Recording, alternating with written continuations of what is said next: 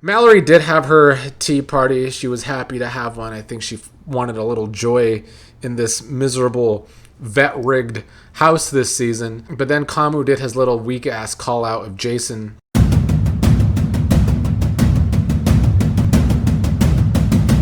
What's up, everybody? Let's talk about yesterday on the Big Brother 28 feeds with this whack ass cast. I've never seen a cast have what was essentially a house meeting, and yet 90% of the cast still be boring, because that's what happened with this cast yesterday. But let's get into it. D yesterday was on one, I will say. I really do feel like D was on one yesterday. First of all, Kamu was telling D about his idea to call a house meeting. And since there was going to be a tea party later in the day, thanks to Mallory, that's when he wanted to call out Jason for lying to everyone. And Kamu's saying things like, I want Jason to have nobody. He wants to burn everything down. I want everyone to not be able to trust him. Essentially, he took what Haley was talking about the day before. Let's emotionally isolate Jason. And Kamu put a plan into action to do so. All day, Kamu said he wanted Jason isolated. And this is actual bullying behavior. I'm the first one to get on here for many years, and not just with Big Brother, but all the reality shows I cover, that the bully word gets thrown around much too often. If people are having a disagreement, especially if it's a one-on-one argument, there's no bullying there. It's an argument. But when you are going around the house, essentially trying to get someone isolated, you want it to be 14 versus 1. Yeah, that is bullying. That is exactly what Kamu tried to do yesterday, which is why I don't like that word being thrown around so often, because it does lose its meaning. But what Kamu tried to do yesterday was try to bully Jason by having him completely isolated, emotionally isolated. I don't even know what that means. He and Haley always talking about emotional isolation, like how you're gonna do that in a Big Brother house. And this happens in many seasons because people want to justify their game moves when all they got to do is just make the damn game moves. Why they try and villainize people they are going against. I don't know, it's because they feel bad deep inside. But I do know that when we have these big ass alliances, it happens way more often because the herd mentality is at a fucking 10. So if there wasn't already 12 to 200 different reasons to hate a big alliance, that's another one. The herd mentality makes people be really, really shitty. But D, I like some of her game. She continued to put doubt in Kamu and others where Drew and Barrett were concerned. She's always talking about how Drew's the most insulated person in the house and always scheming. Kamu tried to tell D he agreed at some points, because Kamu, I guess, is saying he feels closer to D and Devens than even Haley and Chuck on a game level, which I do believe.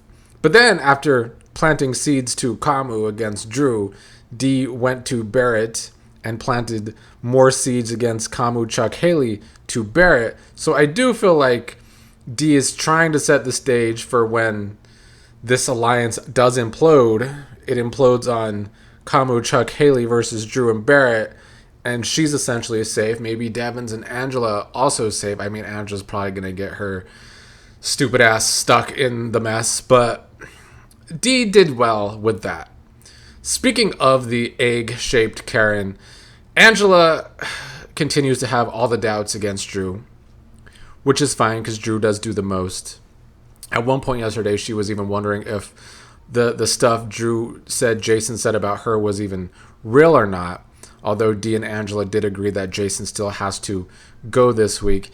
Angela's also been trying to tell D that she can never see Mallory saying she wants to take D out, and that Mallory wouldn't take D out. I think this is Angela's way of trying to save Mallory with the vets, even though Mallory does want D and Devens out, which is what Angela should be trying to do with Mallory. It is her one real alliance outside of the big alliance, the Hateful Eight.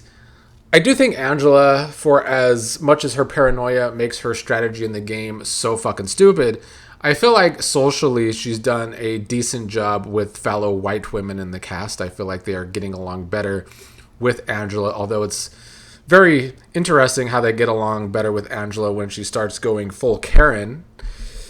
Devens, however, is not really feeling Angela these past 48 hours. He's always talking to Dee about how Angela is so obsessed with Drew, which I don't think he sees as a bad thing, but he doesn't want Drew to be going too early, or they take a shot at Drew too early because Drew can still have numbers to flip the house right now, which Devens is right about. And thinking logically, Devens also told Dee about Taylor's plan, which he did not do the night before, I think because Angela was distracting him. Like I said yesterday, he was too distracted by Angela's craziness, and even Dee's too, about wanting to go after Drew and Barrett really early, that he didn't get a chance to tell Dee about Taylor's plan.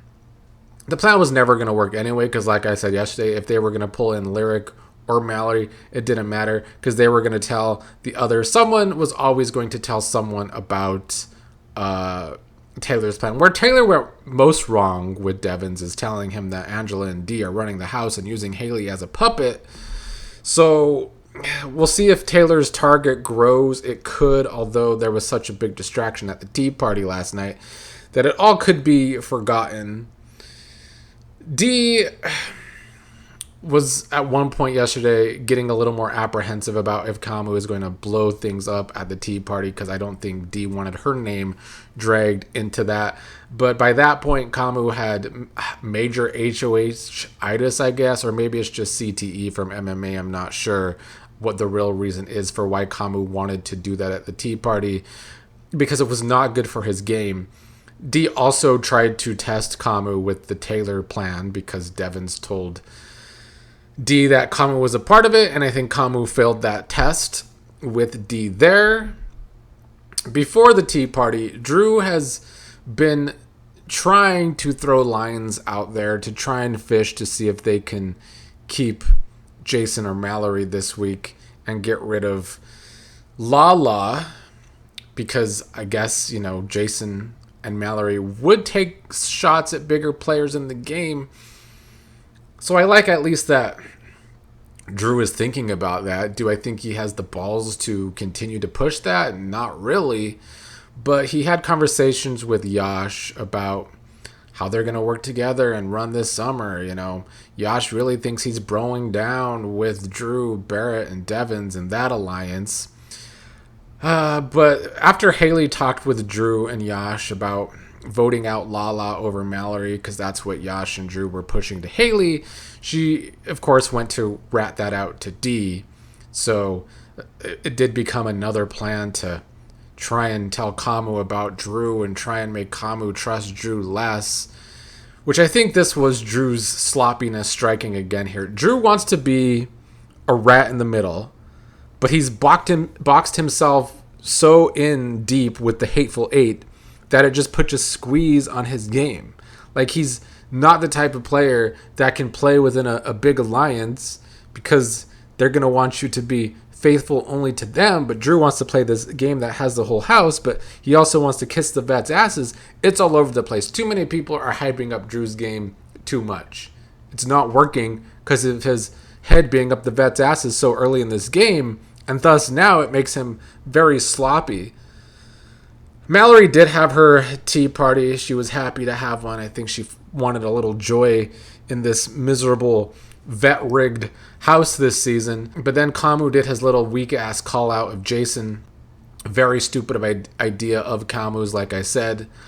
I wanted to see how Kamu played this HOH, like I've been saying this week. And he was doing well, staying in a good position until this moment. But it seems like he chose trying to have a TV moment over keeping a good game. Like, these people get on Big Brother and they're like, we want to get on other shows too. Like, doing all of this stupid shit to try and get on the challenge, which could be canceled after this season, truth be told.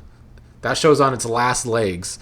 But basically, Jason, I think, got the best of Kamu in this argument, even though the house won't see it right that way with this herd mentality right now.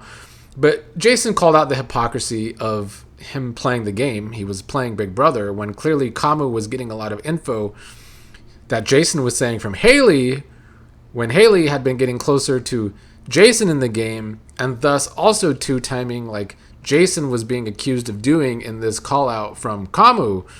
And this cast is such boring dog shit that this was essentially a house meeting, and yet 80% of it was awkward silences.